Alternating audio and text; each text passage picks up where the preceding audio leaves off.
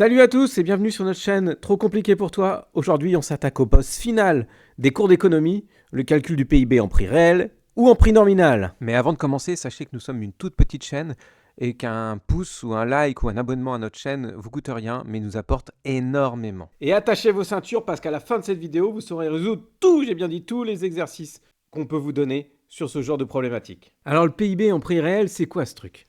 Imaginez, vous avez une machine à remonter le temps, une machine à remonter le temps économique. Le PIB en ce prix réel, c'est ça.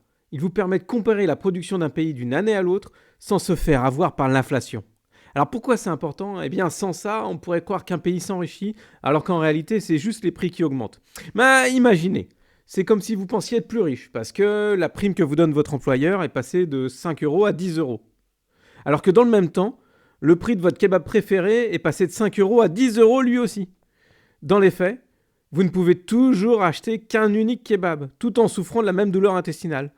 Bref, vous n'êtes pas plus riche qu'avant, tout en ayant 2 fois plus d'argent. C'est toujours compliqué de savoir ce qu'est le PIB réel et le PIB nominal, on a toujours l'opportunité de se tromper là-dessus. On vous propose un tout petit moyen mnémotechnique, le PIB nominal, c'est celui-là sur lequel il y a nos calculs liés à l'inflation.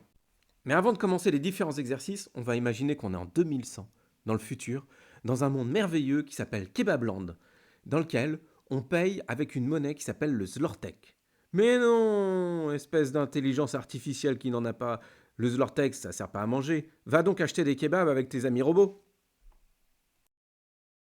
Alors on a un petit tableau, comme on a l'habitude, avec la production de kebab à Kebabland, la quantité produite, Q, production de kebab, et puis le prix du kebab en Zlortek. Vous voyez qu'en 2100, 100 kebabs ont été produits à une valeur de 1 Zlortek. Eh bien, le calcul du PIB nominal est extrêmement simple puisqu'il va consister en fait à faire la quantité produite fois le prix du kebab en Zlortek. Donc là, typiquement dans notre cas, en 2101, on va faire 150 fois 1.01, le prix du kebab en Zlortek, ce qui va donner un prix nominal de 150,50. Vous allez faire extrêmement attention à la précision, c'est-à-dire que si on vous donne des prix de kebab en 1.01, vous devrez exprimer des PIB en 151,50.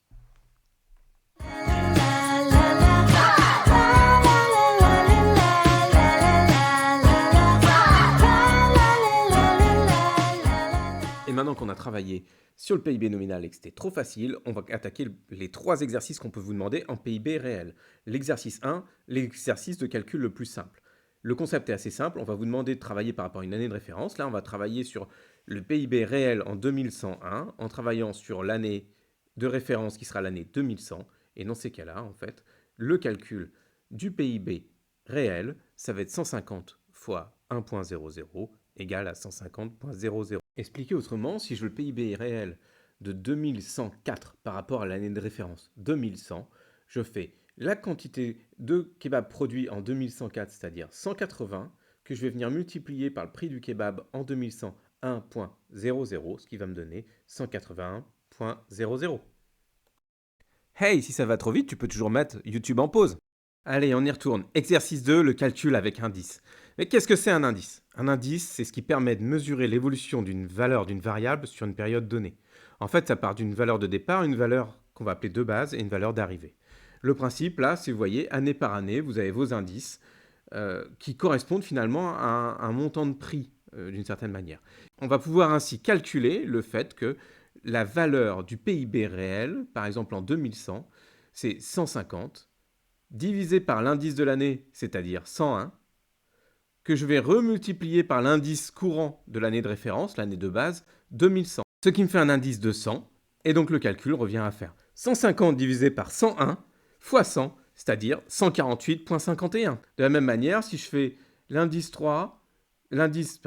de l'année 2103, eh bien, ça va être 145 divisé par 105 fois 100 égale à 138,09. Troisième exercice, le calcul du PIB réel à partir d'un indice qui n'est pas en base 100. Là, l'idée, elle serait par exemple de comparer le PIB de 2103 par rapport au PIB de 2101. Dans ces cas-là, il faudrait pratiquer la même règle que tout à l'heure avec l'indice de base, mais prenons l'indice qui serait l'indice de 2100. On ferait donc 145, le PIB nominal de 2103, que je viens de diviser par 105, l'indice des prix de 2103 que je vais venir multiplier par 101 l'indice des prix de l'année de référence pour donner un prix réel en base 2101 de 139,47.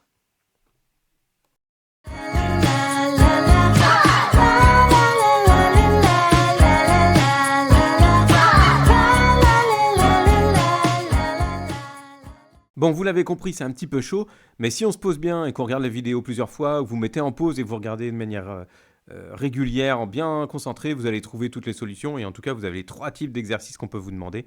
Du coup, j'ai envie de dire, il n'y a plus trop de problèmes. En tout cas, c'est plus trop compliqué pour toi. Si la vidéo vous a plu, n'hésitez pas à mettre un petit commentaire, un pouce. N'hésitez pas non plus, si vous avez des exercices que vous ne comprenez pas, à les mettre en commentaire. On vous répondra avec plaisir. À bientôt!